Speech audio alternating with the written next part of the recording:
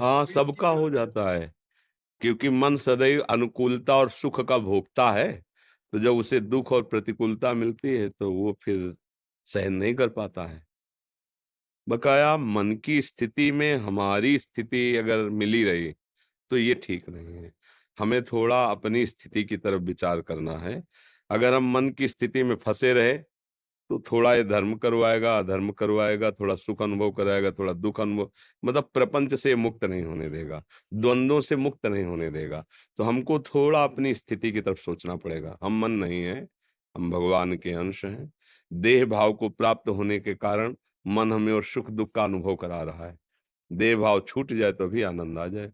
इसीलिए नाम जप, शास्त्र स्वाध्याय, सद्गुरु सेवा, इष्ट सेवा, इनके प्रताप से हमारा मोह नष्ट हो जाता है, माया नष्ट हो जाती है। मैं मोर तोर तै, शुद्ध ज्ञान होता है, तब फिर इसका प्रभाव नहीं पड़ता।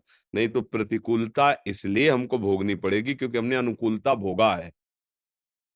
अनुकूलता में आनंदित हुए हो ना, हर्षित हुए हो ना, गर्व किया है ना, तो प्रतिकूलता तुम्हें भोगनी ही पड़ेगी।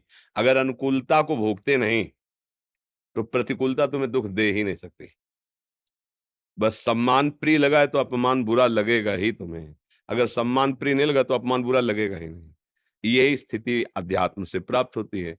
ये द्वंद्व है, सम्मान अपमान, निंदा स्तुति, अनुकूलता प्रतिकूलता, इन्हीं को सहने के लिए भगवान कह रहे हैं आगमा पाइनो अनित्यास्ता तितिक्षस्व भारत। ये आने जाने वाले हैं, इनको तुम सह जाओ। हे भारत, ये सहने से नष्ट हो जाते हैं, सह जाओ।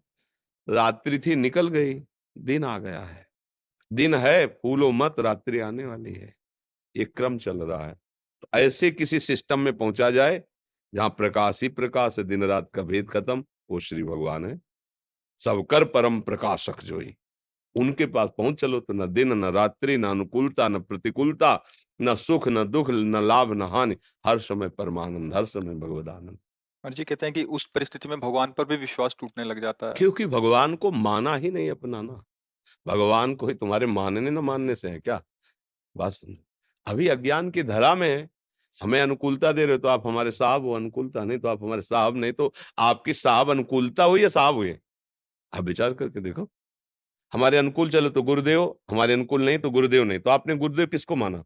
अनुकूलता को माना ना। तो वो तो सांसारिक एक प्रक्रिया है। आप कोई अध्यात्म की बात थोड़ी कर रहे हैं। अध्यात्म की बात में ऐसा नहीं रहता। खंड-खंड हो जाए तन अंग-अंग सब टूट, काट डालो, तिल-तिल काट डालो। ये निकलेगा राधा, राधा, राधा और आपकी जय। क्यों ऐसा प्रश्न नहीं उठेगा? नहीं? मतलब मालिक पर अविश्वास हो जाता है तो अभी धरा ही नहीं बनी, ये बात समझिए आप। ज़रूर बुरा लग सकता है कि ऐसा कहते हैं, पर अभी वो स्थिति नहीं बनी जिस पर विश्वास हमारा टिक पावे, इसलिए नाम जप करो और सत्संग सुनो। थोड़ा नींव मजबूत होनी चाहिए, नींव डगमगा गई तो मकान गिर जाएगा। नींव मजबूत, विश्वास की नींव, बट विश्वास अचल निज धर्मा। विश्वास को किससे कहा गया है? उपमा दी गई बरगद के वृक्ष से। बरगद के वृक्ष में एक खास बात होती है, अगर जड़ कमजोर हो रही तो दूसरी डाल से जड़ आ जाती है। वृक्ष का नाश नहीं हो पाएगा, वो 14 जड़ें पैदा कर देगा। हमारा विश्वास है अगर एक जगह डगमगा रहा है, तो तत्काल ज्ञान के द्वारा उसे सँभालें, कि नहीं कृपा है। ये कोई हमारे पाप की मतलब इतनी बातें हम उसको सपोर्ट में कर दी, वो बिल्कुल फिट हो गया।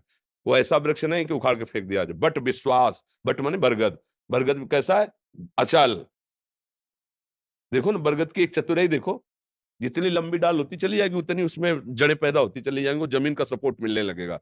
जड़ खत्म हो गई लेकिन पेड़ पूरा हरा है क्योंकि जगह-जगह से वो हमारा विश्वास न ऐसी शक्ति हमें दे ना दाता, मन का विश्वास कमज़ोर हो। देखो लौकिक गानों में है ये, तो हमको तो माँगना चाहिए कि प्रभु देखो मेरा विश्वास रूपी नींव हिल रही तो फिर परमार्थ रूपी मकान बनेगा ही कैसे? नाथ मुझे विश्वास दीजिए।